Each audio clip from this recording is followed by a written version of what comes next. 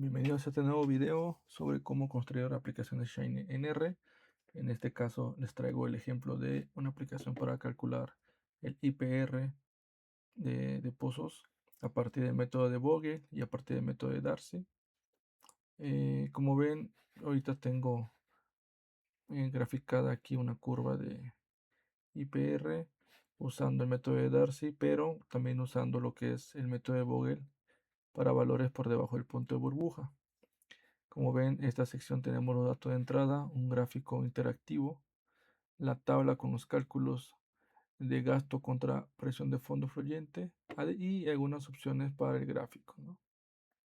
Por ejemplo, aumentar el número de datos de puntos calculados. Entonces, vámonos al código para mostrarles el detalle.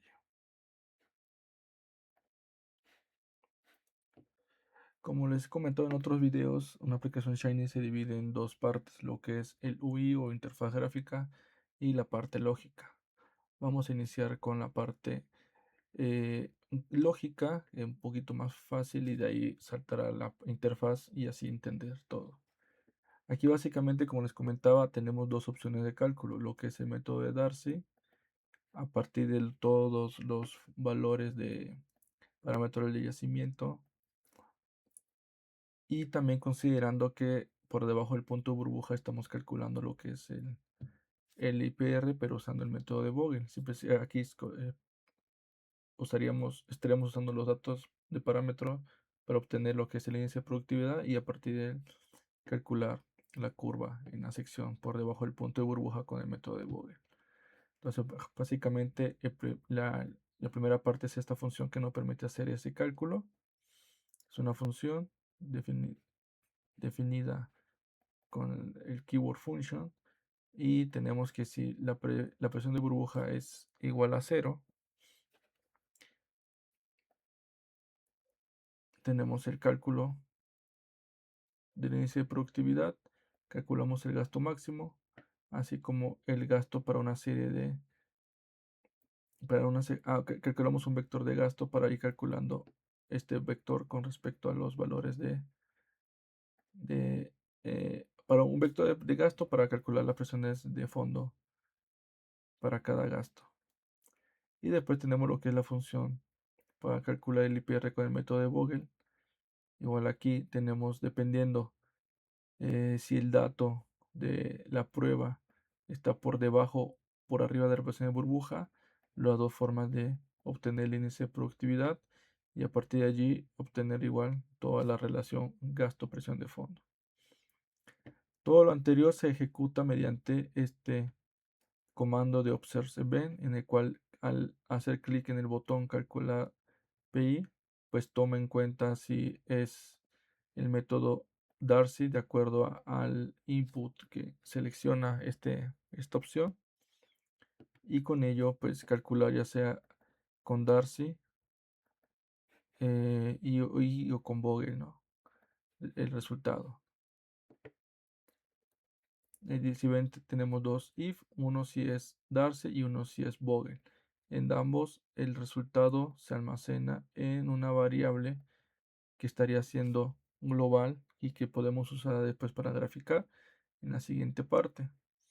Una vez que tenemos esto almacenado en esta variable PWF, esa variable, si no es nula, es decir, si ya tiene resultados almacenados, la convertimos en un data frame y la podemos usar ya como parámetro de entrada para Plotly, en el que en el eje X tenemos gasto, en el eje Y la presión de fondo fluyente y algunas opciones de visualización, ¿no? Del mismo gráfico, ¿no? Si va a ser el tipo de gráfico, línea, puntos o línea con puntos, el tipo de gráfico, en este caso es un gráfico de dispersión, y algunas opciones de leyenda, ¿no?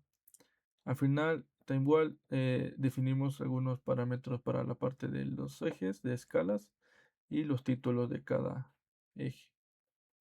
Tenemos un botón adicional que se llama cargar ejemplo, que para que ustedes tengan un ejemplo, eh, una opción de cargar unos datos de ejemplo predefinidos en el código. En este caso lo que hacemos es simplemente a cada numeric input, que es cada uno de estos cajas de texto donde se mete el valor numérico, se le asigna un valor para cada uno de ellos, para que al momento de que le demos calcular ya tengan ahí los valores, ¿no? Esto se hace para el método de Darcy y para el método de Vogel. Y al final tenemos lo que es la parte de la tabla. En este caso estamos usando R Hanson Table, que es una tabla tipo Excel, una librería para crear este tipo de tablas en RShiny, y es bastante fácil, ¿no? Igual, si esta variable PWF ya no es nula, o sea, ya tiene resultados almacenados, simplemente lo que hacemos igual, lo convertimos en un data frame, y simplemente aquí definimos los nombres de las columnas de este data para que esté un poquito más específico en la parte de la tabla. Y simplemente con este comando rhanson table le definimos que sea este data frame lo que se va a almacenar en la tabla.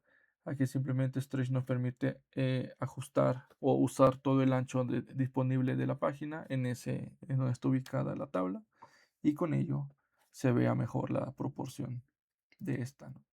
Entonces, como ven, los comandos son bastante sencillos. Las funciones de igual de Vogel y Darcy para calcular el índice de productividad son las básicas. Entonces lo que pueden ustedes hacer es igual ir definiendo más funciones para agregar a la aplicación.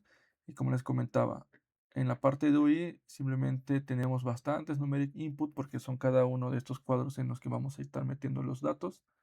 Tenemos los select inputs, que son estas listas desplegables para seleccionar una opción determinada que va a ir definiendo los cálculos. Y adicionalmente los botones, ¿no? Action bar.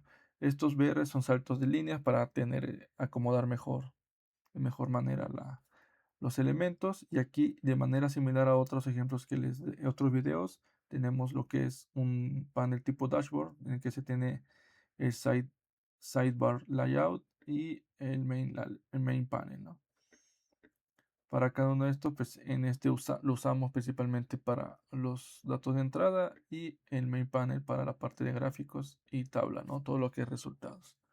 Es una forma de acomodar bien los elementos gráficos para poder analizar los resultados. Entonces, si nos regresamos a la aplicación, tenemos lo que les comentaba, cargar ejemplo. En este caso, para el método de Darcy tenemos todos los parámetros del yacimiento y del pozo. Si deseleccionamos esta opción y damos calcular, nos crea lo que es la curva, perdón, esta línea, la gráfica de línea recta, que sería un índice de productividad constante. Y si lo activamos, si vemos aquí la presión de yacimiento es 56,51 y la PB estamos diciendo que es la misma, pero si ponemos que la PB es menor, 2500, pues tenemos la sección recta del flujo monofásico y la sección curva del flujo bifásico calculado por Vogel.